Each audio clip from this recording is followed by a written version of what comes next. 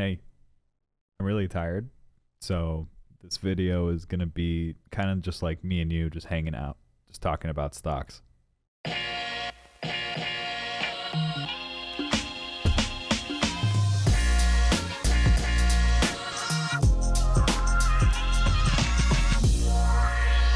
All right, welcome back to another video. In today's video, I want to tell you guys a couple things. Where CLOV currently stands in public sentiment, Wall Street Bets sentiment, Reddit, r/CLOV sentiment. Let's take a look at Ortex. I paid for Ortex, so you don't have to. We're going to learn that together. Let's take a look at dark pool data. And finally, let me show you how I got 3 free shares of CLOV. So let's not waste any time. Jumping over to Ape Wisdom. Again, hold on. Before we do that, last video, 84% of you guys weren't subscribed. 84% of the viewers weren't subscribed. Why? So what we're doing here is, I'm calling it Wall Street Stonks versus Wall Street Bets. In this series, in this challenge, we're picking and choosing stocks that we think are going to have either a spike or a momentum run or a short squeeze or a gamma squeeze. Whatever you want to call it, I call it making money. And the first stock we picked was CLOV. I'm loving the community. I'm hating the stock. It has gone down almost every single day except for yesterday since we bought it. So that's the challenge. That's why you should subscribe if you haven't already. What we're doing is we're tracking it. We're looking at the momentum. We're looking at things like Ape Wisdom, Swaggy Stocks, Reddit, stuff like that to kind of just gauge the sentiment around the stock and see how we can get in and out of a position profitably. So if you don't already know, Wall Street Bets New, Wall Street Bets Elite stocks, investing, SPACs, options, and day trading are all tracked within Ape Wisdom. This is unfortunately a lagging indicator, as we can see here. So CLOV has dropped from number 1 and number 2 yesterday. It had a spike of like 500, 600, almost 700% in mentions in the past 24 hours. But that was because yesterday was like the only green day it's had in almost 2 weeks. But it's dropped. So has the stock. Same with AMC and GameStop though. SPY is at the top because it's just killing it. It's ripping. We look at Swaggy Stocks, which just covers Wall Street Bets. CLOV was over here and then it came back down. Looks like Nokia and Apple and Tesla are holding the top 3 positions. Nokia spiked today, so that was interesting. Jumping down though to the actual ticker sentiment, this is the one that I'm really interested in the most because this really intrigued me right here. When the stock price went up, then the comments went up. But here the stock price went down at the same time the comments started going up. So I'm really curious to see how that plays out in the next coming days, in the next week or so. Very curious to see what that relation is like, so we can then maybe apply it to different stocks coming with the whole momentum stuff. Over to Reddit, this dude posted, not worried, and added another 6,900 shares today to a total of 141.8 thousand shares. Excuse me, but that's $1.2 million. So if this guy's not worried, why would I be worried? Jumping over into Ortex. I got Ortex so you don't have to. There is so much information here, I don't even know where to start. I think this is a really good platform for short interest tracking. There's a ton of data, ton of information, and a ton of things that we can jump into. Maybe even for other stocks or just overall market. There's events, macro events, news, analyst recommendation changes. That's kind of interesting. Index and sector moves, stock moves, correlated peers. Live commodities, large interest large short interest changes, insiders, alpha signals triggered today in live currency. So there's a lot of cool information here, and it's going to be up to us to kind of pick and choose what information is relevant to us. I think right now, Ortex is best used for short interest data, as seen here. Something that really caught my eye was the negative 17.49% drop in short interest. What? So the short interest was like 31% or so. Now it's dropped by 17%. Where did that go, and why isn't that reflected in the price of the stock? My only guess would be dark pool. We're going to get into that right after this, but exchange reported short interest last was 35.89 million, previous was 41.40 million, percent change is negative 13.32. Estimated short change percentage, percentage of free float on loan, shares on loan, days to cover. So days to cover is really important. If you look over at CLOV's first spike, you can tell that the days to cover is at 2.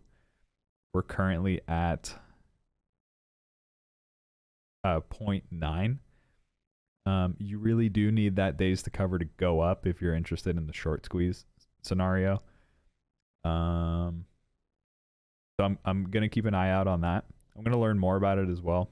I talked about it in one of my previous videos. We read the definition in Investopedia, but very curious to see how that'll either increase or decrease as the days go by.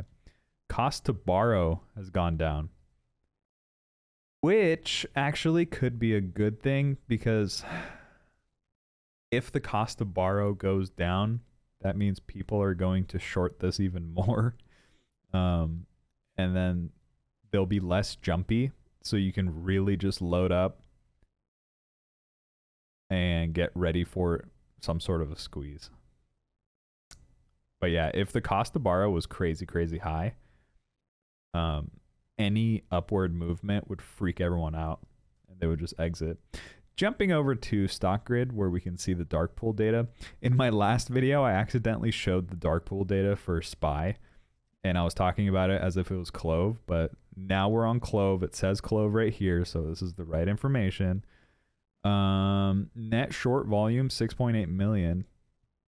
Net short volume in dollars, 60.9 million.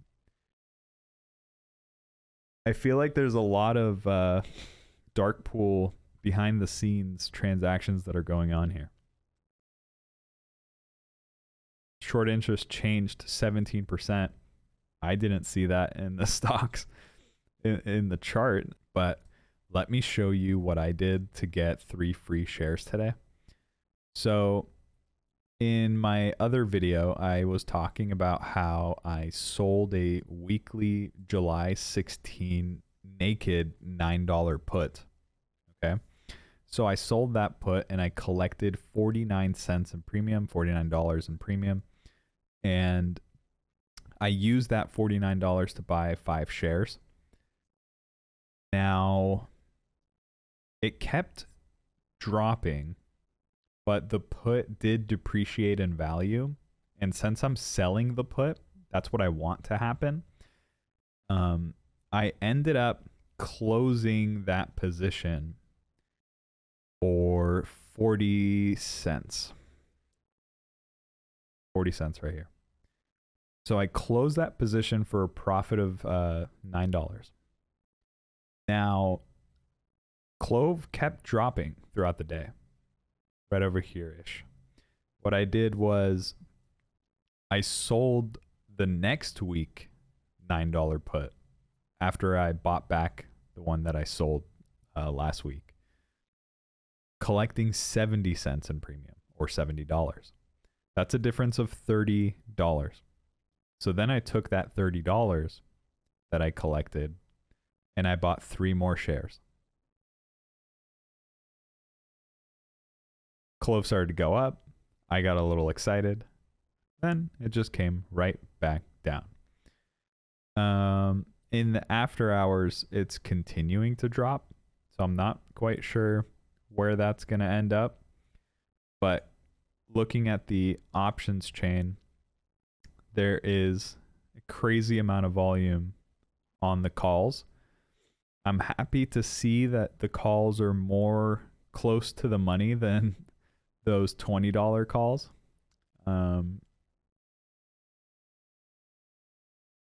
Next week as well, closer to the money. There are some crazy ones down here. I don't I don't like the crazy out of the money calls quite yet. Even in August, a little bit less volume, but not bad. The put volume, it's not much put volume. So that's not bad. That's good. I'll be selling puts until this thing decides to go up. That's my strategy. If you're curious to hear about how I maneuver out of this position, that's it. I'm going to be selling calls to lower my initial cost basis.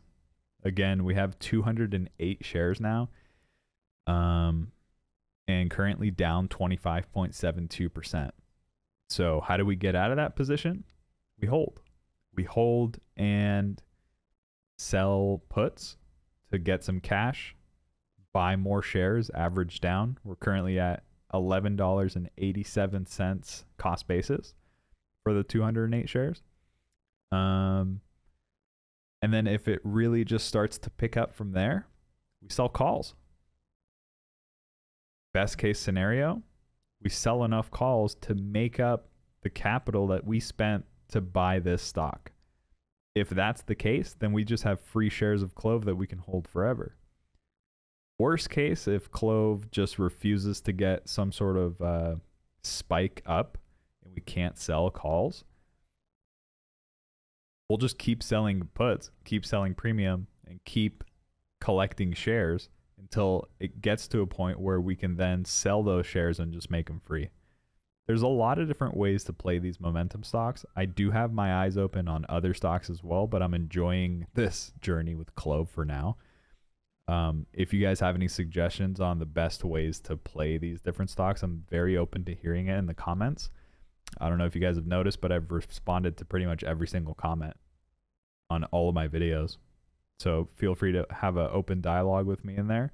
Let me know if you have any questions. Let me know if there's anything you'd like me to cover in the next videos. I do pretty much daily coverage on these videos. As you can tell, I'm very tired right now, but I'm still getting a video out because I love you guys. And if you love me, you'll hit that subscribe button if you're not subscribed already. And then what you'll do is you'll like the video because then other people will see it. And then after that, you're going to wait until I post another video. And then you're going to like and subscribe on that one. And I'll catch you guys on the next video.